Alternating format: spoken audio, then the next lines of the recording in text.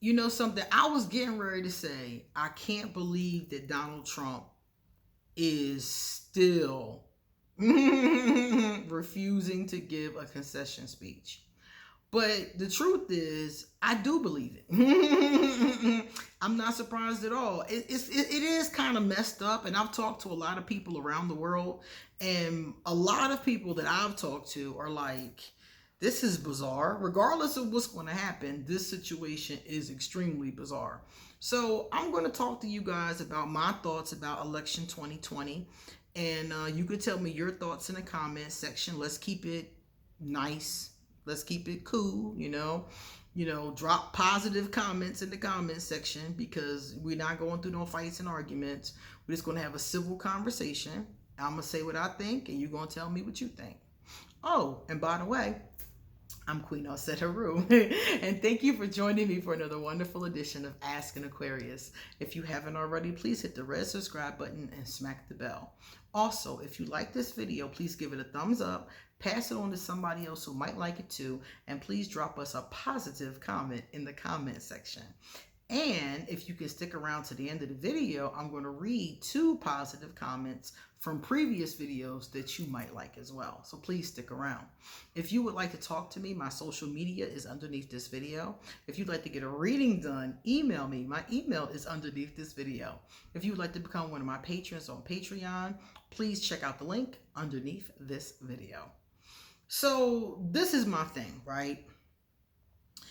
Donald Trump refuses to give the concession speech because he said that he feels like he won the election. He feels like the votes that were counted after a certain point are illegal. Okay? But the problem with that thinking is that so far, the Republicans and the people that run these elections and the Democrats, everybody's saying that that is not the case. Everybody's saying that those votes that were counted were legal. And it makes sense that they would be legal, because it's your constitutional right to be able to cast your ballot. So if they're allowing mail-in ballots, then your vote should be counted. That's just common sense. So if you do an election on the 3rd and you have 1 million ballots to count, you're not going to be done by midnight or whenever he thinks that they should have been done. So my thing is that obviously this is flawed thinking on his part. And I don't know if he's really flawed in his thinking or if he's just trying to steal the election and is like, well, I'm going to go with this. Because I find it to be mighty funny, because I don't really cover or follow American or any kind of politics, really. I follow politics a little bit, just here and there. Things are mostly little articles here or there. I don't really get into it because I really feel like it's a waste of time. And I have so many other things to do. So I just look at a little something here on my phone or a little something there, and I move on. But from the things that I've seen, Donald Trump was already talking about doing this before the election. So it feels like he already made up a reason to be able to do this. Like, okay, if I don't win, this is what I'm going to say. And he started this, from what I see, months ago, trying to keep these mail-in ballots from happening. It looks like he might have purposely destroyed the postal system.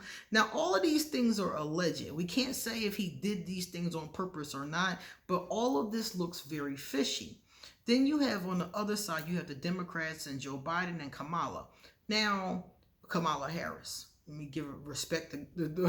I said her first name like we was girlfriends, right? Kamala Harris. So you have them on the other side. And I'm just like, well, we had a situation like this before. We had a situation like this with Gore and Bush. And votes had to be recounted, and there was some indiscrepancy about who actually won.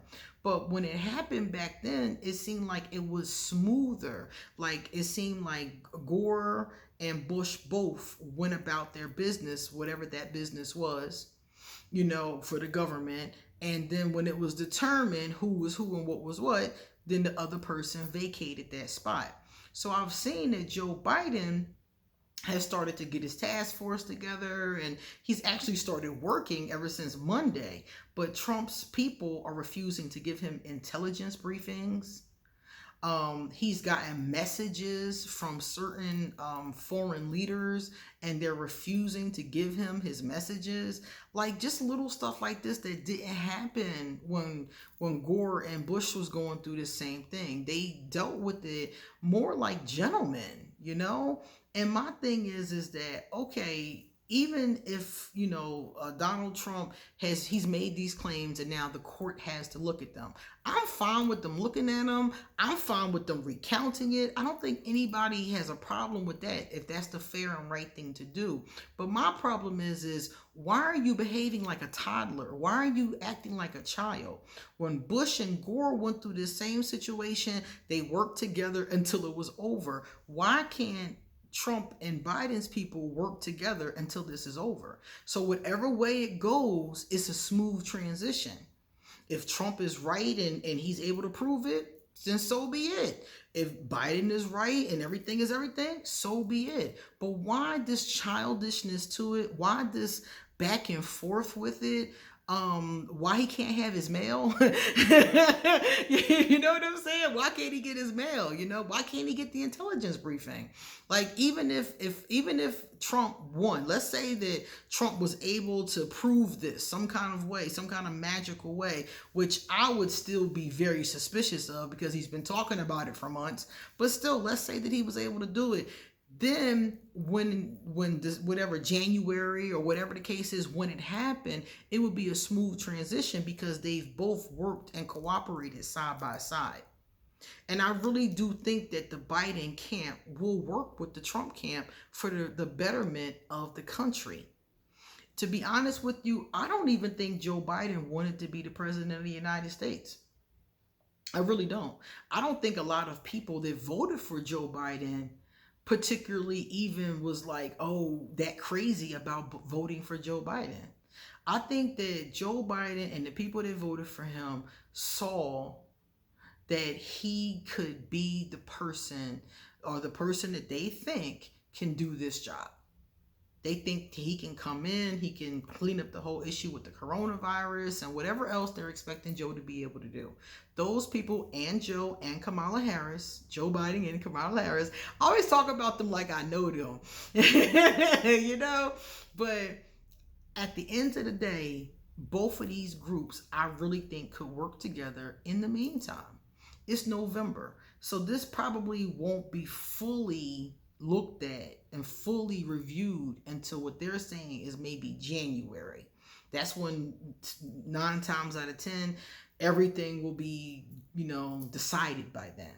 So why can't they work together until then? Why can't they be amicable until then? Why can't they cooperate with each other and share until then? The White House is a really big place. It's not like he has to share his office with Joe Biden, It's a huge place. But my thing is just cooperate and share with this person, and then if you win, this person leaves. They leave and the whole thing is over. And if you are wrong, like it's sounding like you're wrong, but if you are wrong, then you and your family quietly transition to the next thing. I don't know if that's the Aquarius in me, that's the idealistic nature in me. I just don't feel like it has to be crazy like this. I don't feel like it has to be negative. All of the headlines I'm seeing, it makes the United States just look really bad, to be honest with you. It looks like the Republic is a joke.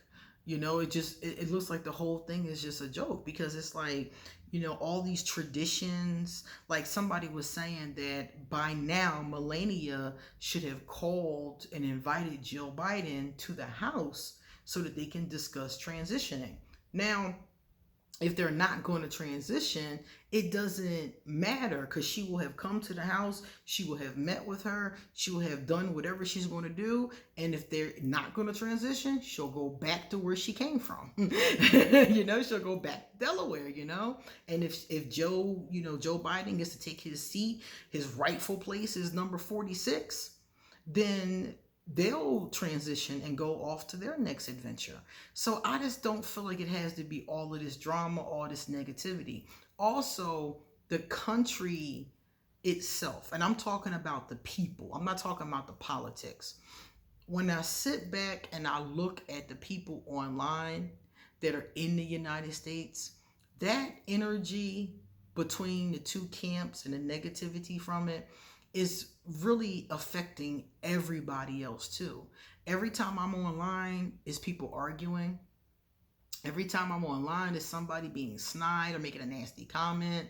Every time I'm online and this topic comes up, I should say, because it's not every time, but every time I'm online and this topic comes up, people start to fight. It's always just negative energy. And I'm just like, they can just work together until January, guys. It doesn't have to be this like competition. It's not like, two sports teams, fighting over the World Cup. This is, important. This is an actual political station. This is important to the United States. So I just ask you guys, that are out there, regardless of who your team is, I just ask you to be kind and to be positive to people. Don't get into nasty, negative fights with people and, I'm better than you and my candidate is this and your candidate is that. I just ask you guys, do your best not to fight with each other, because at the end of the day, I was getting ready to say I'm not even there. I'm in a whole different country. But at the end of the day, you are all Americans. That's the bottom line. You're all Americans at the end of the day. And you have to pull the nation together. You got to get things back together. You got to handle the coronavirus. You got important things to deal with. And this pettiness, this season finale of the USA, come on. Like this is ridiculous. And it looks awful. And it's unnecessary. At the end of the day, you have to rebuild your nation. You got to fix the economy. You got to get businesses back open. The ones that have taken a hit, hopefully, maybe, will be able to recover. This is the time for recovery, getting on top of this coronavirus. I just saw that several states are having a surge. Why are we having a surge? So this is the time to do those kind of things. And it's not the time to argue with people from the other side, whatever side you may be on. So I'm asking for kindness. I'm asking for positivity.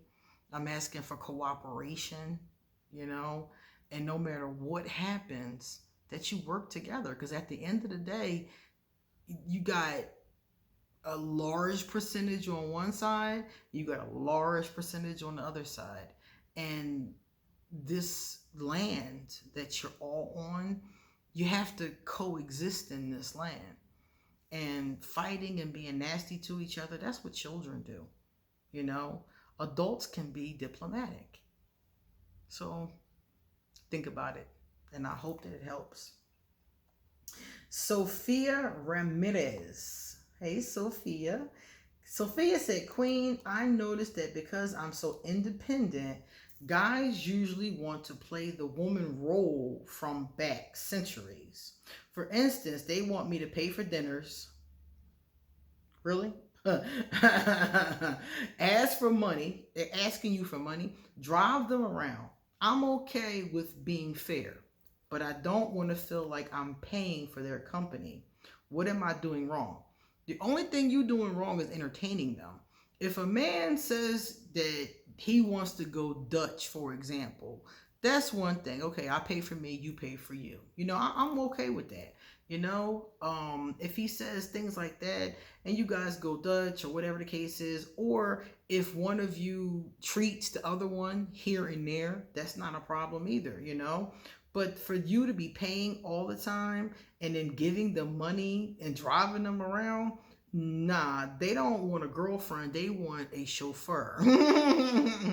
They want a chauffeur and a cook, basically. So what you're doing wrong is entertaining them. Don't entertain that bullshit. That's bullshit. As soon as they say something out of pocket like that to you, it's time to on to the next one. Okay, deuces, click, on to the next one. Because as a woman, there's always a next one. Okay?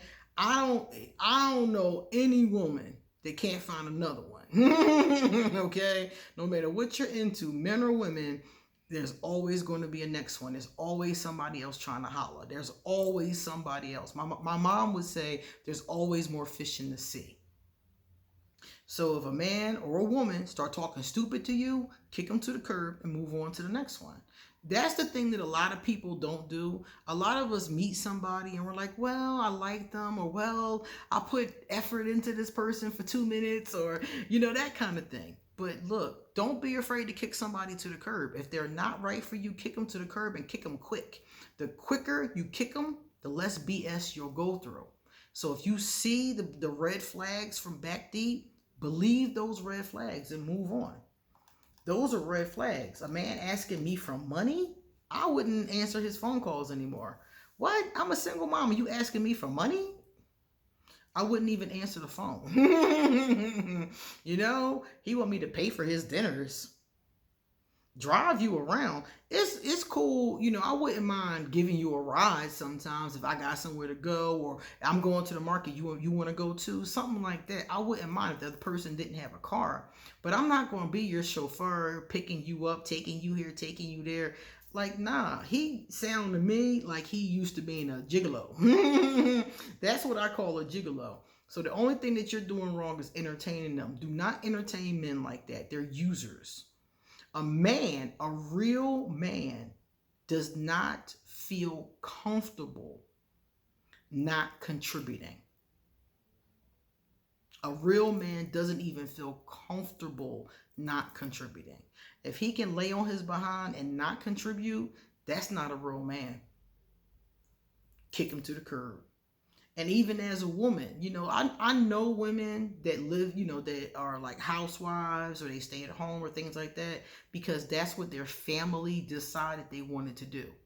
Together, her and her husband, or her and her man, or her and her woman decided that's what they wanted to do. But I know some that just don't want to do nothing. They don't want to do nothing. And that's a problem too. A person who lacks motivation to not do anything is going to always be a problem, because you're going to be carrying their dead weight. New Moon. Hey, New Moon. New Moon says, story of my life. I always feel like the dominant in my relationships. I want a protector and a provider. A lot of women want a protector and a provider, and I hear a lot of women say that. A lot of women, that's what they want. And to be honest with you, I don't think it's a bad thing to want, I just think that it's something that is more fantasy than reality. I don't think men ever really were like that. I think that you did have those masculine, manly men, those chivalrous knights that would ride up. But I think that's just a portion of who the man is. He's not just a protector and a provider, but he's also an individual. So I wonder how much of that is fantasy, How much of that is Disney movies, really? And how much of that really was? But I understand wanting it. And I tell people, it's like, if that's what you want, find it. There are men that are like that. There is a lot. I've come across a lot of very old-fashioned men, and even some men that are younger that have that kind of a mentality. And the younger ones are usually old-fashioned. And some of them do have that kind of mentality. It's nothing wrong with it. But as I was telling the woman in this video, either because her man is not like that. He's not a protector. He's not a manly man. And I'm like, either you love him for who he is, or you move on to find you a manly man, And from what women tell me, women that want that kind of a man, I'm hearing that, they get snatched up pretty quickly, Women, they see the value in those kind of guys, those kind of men, that make you feel protected and, valued. Those kind of men don't stay on the market long. They get married in high school, they get married in college, So you have to catch them if they get divorced. You might be able to be their second wife or something. But yeah, they get snatched up pretty quickly from what I understand. But I do understand the desire to want that. And I just say, if that's what you want, as with anything else in life, if that's what you really want, manifest it. focus on the law of attraction and manifest that type of relationship. And if that's really what you want deep down inside. Okay. All right, guys. That was our last one. So you guys come back soon because I got a lot more to say. See you later.